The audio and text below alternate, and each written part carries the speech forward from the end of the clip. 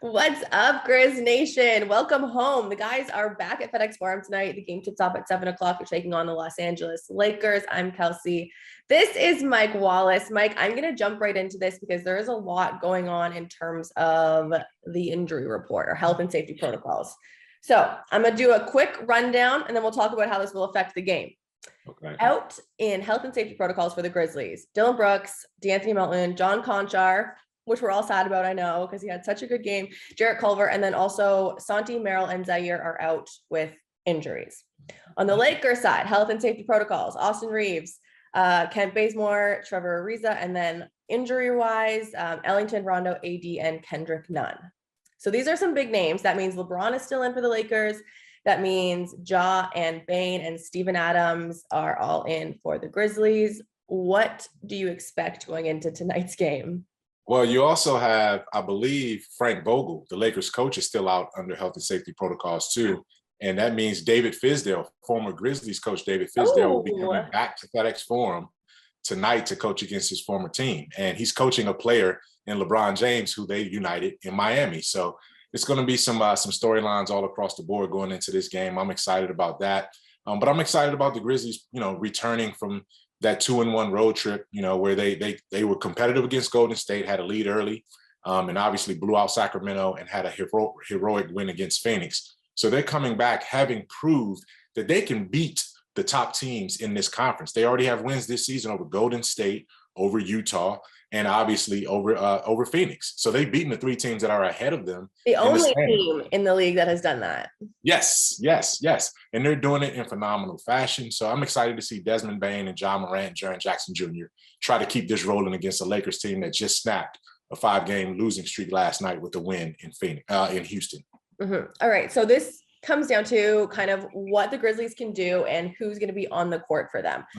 Dillon Brooks obviously is a starter. He's out. Normally you'd put Melt in there. He's out. Melt was out there like, hey, we'll put John Konchar in there. John Konchar's out. So my assumption would be Kyle Anderson steps into that starting role. How do you see that matching up with the Lakers, and what does Kyle bring to the starting spot? That's going to be Kyle has started before. He's one of those Swiss Army knives. You can plug him into any lineup and he's going to give you the same facilitating. He's going to give you rebounding. He's going to give you defense. Those things. And with Bane shooting the way Bane is shooting, and then Jaren being a stretch four, those are two other shooters that are going to be on the floor that will help Kyle sort of facilitate. He can help take some of the pressure ball handling off of John Morant. So I think that's going to be interesting. On the flip side, LeBron James made personal history last night by starting at center.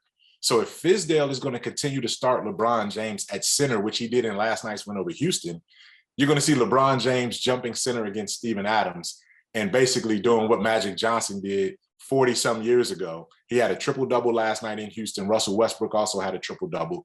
So how can the Grizzlies, Kelcey, match up with a team that's doing basically the inverted style of playing sort of inside-out basketball? All right. And LeBron James had a triple-double last time he was at FedExForum too, or last time these two teams played. He had 2010 and 11, and they took home the L. That was a 108-95 game. I think it would honestly be great if you played the center position right now. The Grizzlies lead right now in offensive rebounds, in second chance points. They're second in points in the paint, third in blocks.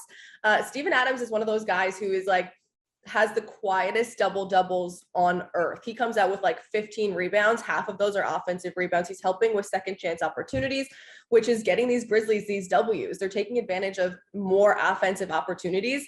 And so I think if that's the case, if they're going to play, I put in quotations small because LeBron James is still a giant human being. 6'9", 250. Right. I mean? But like a small center, I think that just goes in. We're going to have Adams at center, who's just a beast in the paint. We talk about Jaren Jackson Jr. We forget that he's almost 7 feet. And then if Kyle Anderson is playing in the 3 spot, I don't know how tall. He's tall. He's got to be 5'8", 6'8". Yeah. 6'8". Yeah. So if they want to play small, the Grizzlies go big, but they're big guys that can move. Jaren still is able to move like a guard. Kyle played point guard for his college. So, I mean, that's good. And then in the guard positions, we've got Bane, who's been lighting first halves on fire. John Morant, who is known for the second half scoring surge. I think if I'm looking at this, the Lakers have, the best probably player in the NBA. but the Grizzlies have a deep bench and they've got depth. And I think that's going to be kind of the story of tonight, is going to be what bench can step up and who's going to step up with all of these injuries and all these people who are out. And I think the Grizzlies have the advantage there. I agree. Plus, the Grizzlies are at home. The Lakers played last night, had to fly in to get to Memphis. And then it's an early, it's obviously one of those starts for them, where it's early in terms of their internal clock, being a West Coast team playing at a 7 o'clock tip. So, I think the advantages all are for the Grizzlies. Plus, they've already beaten the Lakers. They're not afraid of this team. They can look at the names on the back of the jerseys and just shrug their shoulders and be like, okay, next possession. And you got to love that about the Grizzlies. So I'm looking forward to a competitive game. And now you're starting to get to the point of the season, Kelcey, where you are what your record says you are. The Grizzlies are in 4th in the West. They are fighting for home court advantage right now. They should be feeling like this is a team and this is a game that they need to get. The Lakers are a 500 team struggling right now, below 500. So this is one of those ones where you can't take it for granted. I know both teams are shorthanded, but you're at home.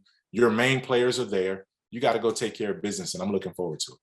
The other thing about being shorthanded, and I just thought about this, the Lakers are number 1 in pace. And both the teams are, I think, top 3 in fast break points. Do you think that changes tonight with less players? No, I don't. And because I think what LeBron wants to do, as you see last night, they scored 132 in regulation in Houston, right? So he wants to get the pace even faster because he's going to be running with Westbrook.